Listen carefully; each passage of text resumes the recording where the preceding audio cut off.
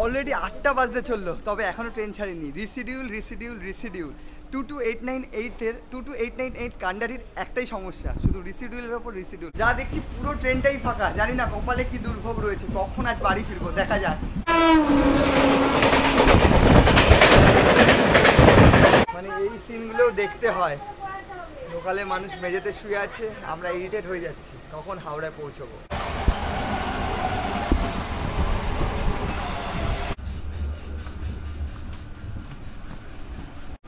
খড়গপুর থেকে কখন ছেড়েছে? 8টা 20 আর 12টা বাজে এখন।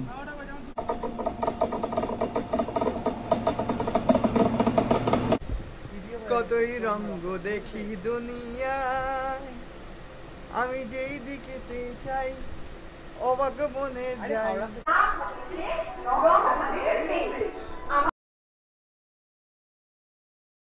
গুড ইভিনিং ফ্রম দীঘা নিয়ে তোমাদের প্রচুর ভিডিও দিয়েছি, প্রচুর ব্লগ শেয়ার করেছি, তবে আজকে একটা বিশেষ কারণে দীঘা থেকে হাওড়া পর্যন্ত তোমাদের সাথে ট্রেন জার্নি শেয়ার করতে চলেছি। আজকে তোমাদের সাথে শেয়ার করতে চলেছি কান্ডারি এক্সপ্রেস, যেটা প্রতিদিনই ওই 6টা বেজে 25 মিনিটে ছেড়ে 9টা বেজে 25 মিনিটে হাওড়াতে পৌঁছানোর কথা। তবে বেশ কিছুদিন ধরে দীঘার যে ট্রেনগুলো রয়েছে তাম্রলিপ্ত বিশেষত, তার কিন্তু টাইম রিসিডিউল হয়ে যাচ্ছে। 7টা 50-এর জায়গায় 9টা 25, 9টা 45 হয়ে যাচ্ছে। আর সেম জিনিস কান্ডারি এক্সপ্রেসের সাথেও 6টা 25-এর জায়গায় অলরেডি কিন্তু 7টা ক্রস করে গেছে। এই মুহূর্তে ঘড়িতে হচ্ছে 7টা বেজে 20, বোর্ডে যা দেখাচ্ছে যে 7টা 45-এ কিন্তু ট্রেন ঢুকবে। জানি না কি হতে চলেছে, তবে দীঘা থেকে ফেরার পথে যদি তোমরা কান্ডারি এক্সপ্রেসের টিকিট কেটে থাকো তাহলে কি বিপদের সম্মুখীন হতে চলেছো তোমরা, এবং সম্পূর্ণ ট্রেন জার্নিটা হবে দীঘা থেকে আজ হাওড়া পর্যন্ত। তো চলো দেখতে থাকো ট্রেন কখন ঢুকছে সেটা দেখি, এবং তো চলো দেখতে থাকো। ট্রেন ঢুকলে তো কথা হবেই, আদত ট্রেন কখন ঢুকছে সেটাই দেখার বিষয়। হচ্ছে 7টা 22 আর আমাদের এই যে কান্ডারি এক্সপ্রেস ঢুকছে 22898।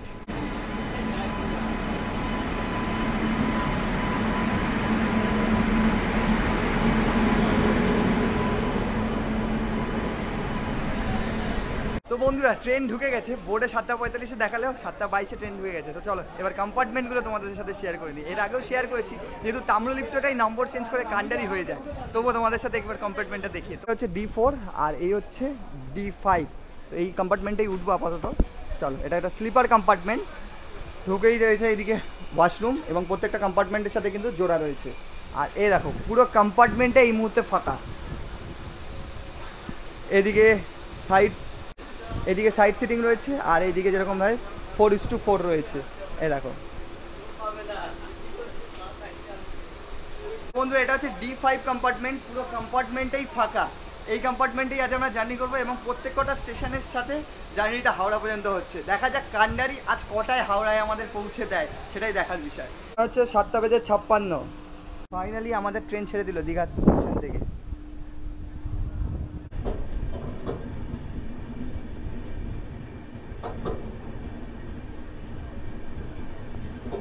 সুপারফাস্ট যেহেতু সময় লাগার কথা 3 ঘন্টা 25 মিনিট, মানে এই মুহূর্তে 8টায় ছাড়লো, 11টা 25-এ ঢোকার কথা।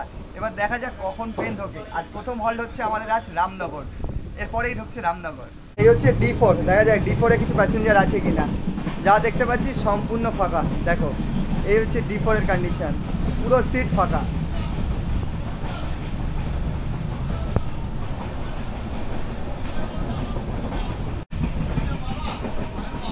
এখানে স্টাফরা রয়েছেন 2জন, এছাড়া যা দেখতে পাচ্ছি এখানে পুরো ফাঁকা।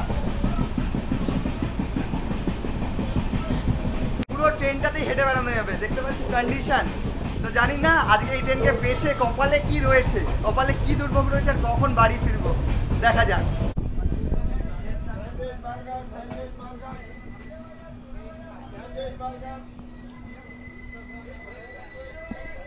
সময় হচ্ছে 8টা 7।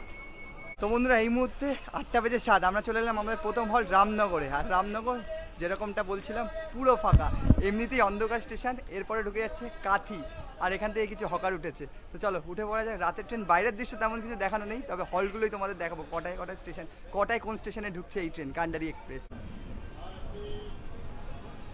সময় হচ্ছে 8টা 9, রামনগরকে বিদায় জানিয়ে দিলাম আমরা।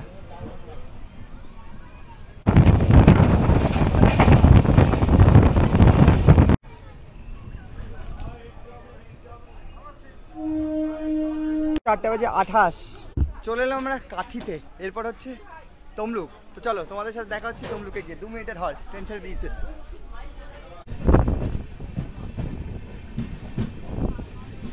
According to where is my train, আমরা ক্রস করছি কাঁথিতে 8:27।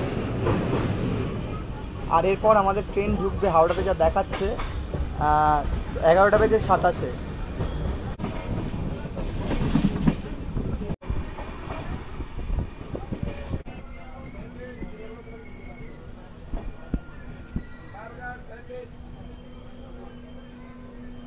বললাম আমরা তমলুক, যার পূর্বের নাম ছিল তাম্রলিপ্ত, যার নাম অনুসারে এই ট্রেনটার মানে যেটা সকালে ছাড়ে তাম্রলিপ্ত এক্সপ্রেস।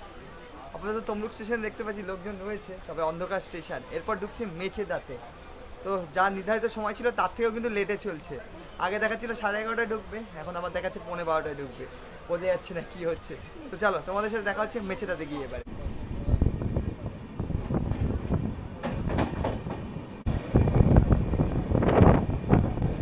তমলুক পেরোচ্ছি, যা দেখলাম এইদিকে ভালো বৃষ্টি হয়েছে।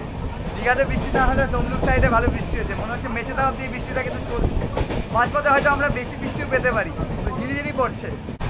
102, 103।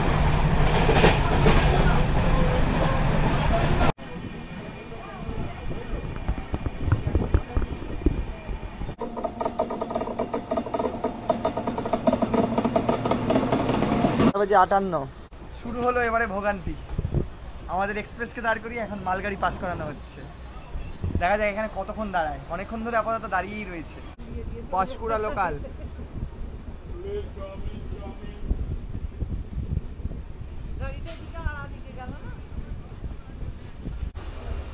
এই যে দাঁড়িয়ে রয়েছে পাঁশকুড়া লোকাল। 9:45 পাঁশকুড়া লোকাল।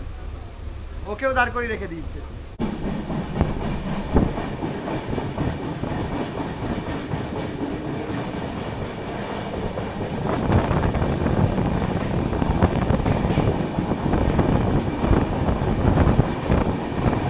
বন্ধুরা চলে এলাম D6-এ। আর D6-এ একটা লোক নেই, পেছনে দিয়ে কয়েকটা লোক থাকলেও পুরো ফাঁকা। দেখো D6।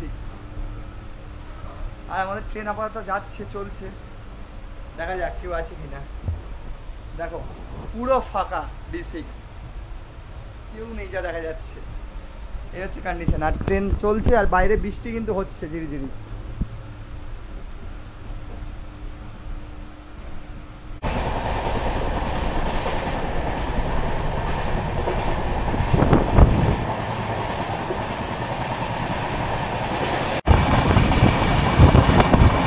দশটা বেজে 24।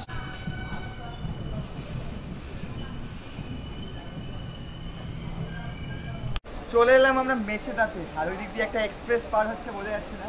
মেচেদা লোকাল দাঁড়িয়ে রয়েছে। এখানে যা দেখতে পাচ্ছি আরপিএফ রয়েছে, মানে সিকিউরিটির জন্য আরপিএফ রয়েছে। সামনে একজন আর মাঝে সামনে একজন রয়েছে, আর মাঝে একজন রয়েছে। আপাতত যা অবস্থা, স্লিপার তো পুরো ফাঁকা। তবে প্ল্যাটফর্মে রয়েছে কিন্তু সিকিউরিটি। প্ল্যাটফর্মে তবে আরপিএফ রয়েছে দেখতে পাচ্ছি। এখন আর নামছি না।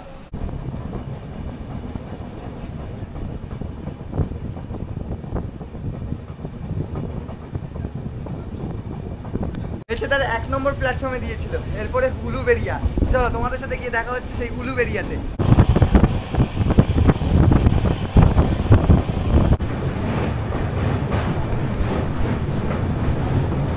প্রতিবার তোমাদের সকালের কোলাঘাট দেখাই, তবে আজ তোমাদের রাতের কোলাঘাট দেখাচ্ছি। এই মধ্যে কোলাঘাট ব্রিজ পার হচ্ছি আমরা।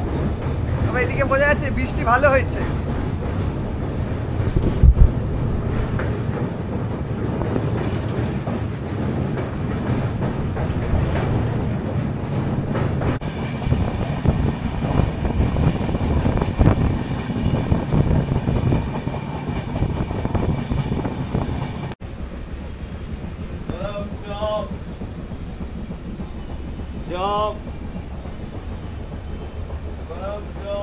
রাত এই মুহূর্তে 11টা, এখনো কাকা দেখছি চপ বিক্রি করে যাচ্ছে। মেচেদা পার হলো।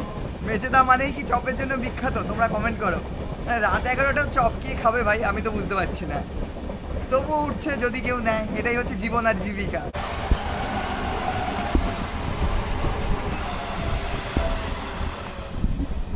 এগারোটা বাজে 2। অলমোস্ট আমরা হাওড়াতে এসেই গেলাম বলতে গেলে। উলুবেড়িয়া দেখো পুরো স্টেশনটা ফাঁকা। আর গুটি কয়েক জেনারেল ডাব্বা থেকে মানুষজন নামছে এই দিকটাতে। দেখতে পাচ্ছি জেনারেল ডাব্বাতে মানুষ থাকলে স্লিপার যা বলেছি আগে পুরোই ফাঁকা। ওই যে সম্পদ শুধু একা ওখান থেকে উঁকি মারছে, আর কেউ নেই। আর সামনে রয়েছে এসি। চলো উঠে পড়া যাক, 1 মিনিটেরই হল্ট রয়েছে। 11:47। এখনো আমাদের ট্রেন ঢুকছে সাঁতরাগাছিতে, এখনো ঢুকে উঠতে পারেনি। একটা অট লাইনে দাঁড়িয়ে আছে আমাদের ট্রেন।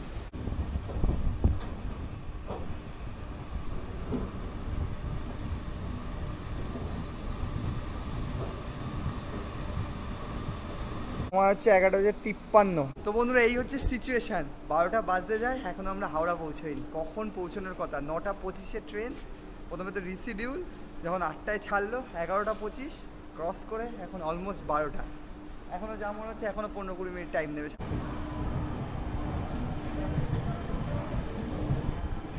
সত্যি কান্ডারি এক্সপ্রেসকে স্যালিউট। মানে মনে হচ্ছে 12টা ক্রস না হলে হাওড়া ঢোকাবে না, এটা একদম মানে লেখা হয়ে গেছে।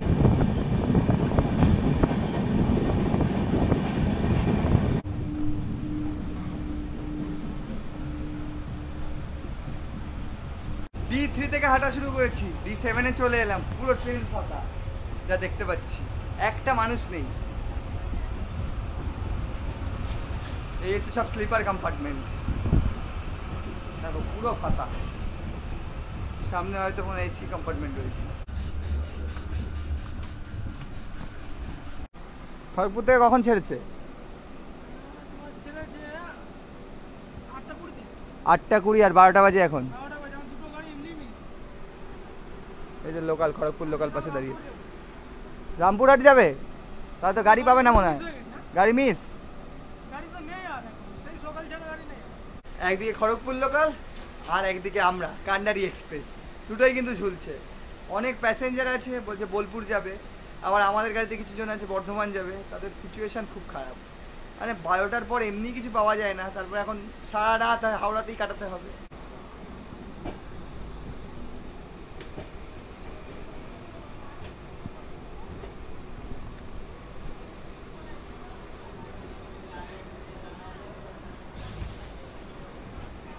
দেখো কি অবস্থা লোকালের, সমস্ত লোক শুয়ে শুয়ে রয়েছে। মানে এই সিনগুলোও দেখতে হয়। লোকালে মানুষ মেঝেতে শুয়ে আছে, আমরা ইরিটেট হয়ে যাচ্ছি কখন হাওড়ায় পৌঁছবো। বলছে 6.5 ঘন্টা লেগে গেছে মেদিনীপুর লোকাল, এখনো ঢোকেনি। ঘড়িতে 12:20, 31 আগস্ট, স্যাটারডে হয়ে গেল। কতই রঙ্গ দেখি দুনিয়ায়, আমি যেই দিকেতে চাই অবাক বনে যাই। আরে যেই দিকেতেই চাই অবাক বনে যাই, দিশা খুঁজে নাই পাই রে পাই রে। কতই রঙ্গ দেখি দুনিয়ায়।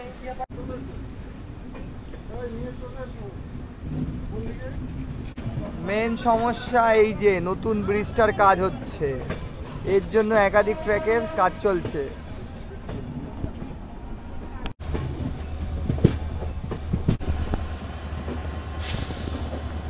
1:44, শনিবার 31 আগস্ট হয়ে গেল। তো বন্ধুরা এই মুহূর্তে 1:45, এই হচ্ছে সিচুয়েশান কান্ডারি এক্সপ্রেসের। তোমরা যদি দীঘা থেকে ওঠো, এই হচ্ছে ব্যাপার। এমন টাইমে হাওড়াতে পৌঁছলো, এখান থেকে কিচ্ছু পাওয়া যাবে না। মানে না কোথাও তোমরা যেতে পারবে, না কোথাও কিছু করতে পারবে। লোকাল তো সে মানে লোকালের তো টাইম চলে গেছে 12টার পর। 1:48, আর এই হচ্ছে হাওড়া স্টেশন, 23 নম্বর প্ল্যাটফর্ম। দিয়েছে তো দিয়েছে, তাও আবার 23 নম্বর প্ল্যাটফর্ম, একদম শেষে। তো তোমরা কিন্তু এই ট্রেনে এলে এরকম একটা অসুবিধার মধ্যে পড়তে পারো। রাতে এমন একটা টাইমে হয়তো এর পরেও ঢুকতে পারে। তো বলবো এই ট্রেনটাকে তোমরা অ্যাভয়েডই করো। অন্য কোনো উপায় বা সকালের যে ট্রেনগুলো আছে সেগুলো চেষ্টা করো। দীঘা থেকে যদি কেউ কান্ডারিতে ফিরতে চাও, তার অবস্থা কিন্তু এরকম বেহাল দশা। বাইরে বেরোনো নেই, দেখা যাক কী পাওয়া যায় এখন। ক্যাব ছাড়া তো উপায় নেই।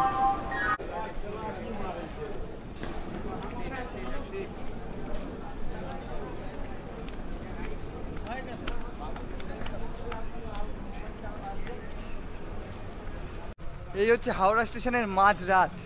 অনেকবার হাওড়া এসেছি, ভোরবেলা এসেছি, রাতে এসেছি, বাট এই দুটোর সময় সিচুয়েশানটা এবারে দেখছি পুরো ফাঁকা। ফার্স্ট টাইম এই এক্সপিরিয়েন্সটা। একদম সামনের দিকেই যাচ্ছি, যেখান থেকে বাস স্ট্যান্ডটা রয়েছে সেখান থেকেই র্যাপিডো ভাবছি বুক করব। দেখেছি একটা র্যাপিডো বুক করেছি, এবার নেয় কিনা দেখি।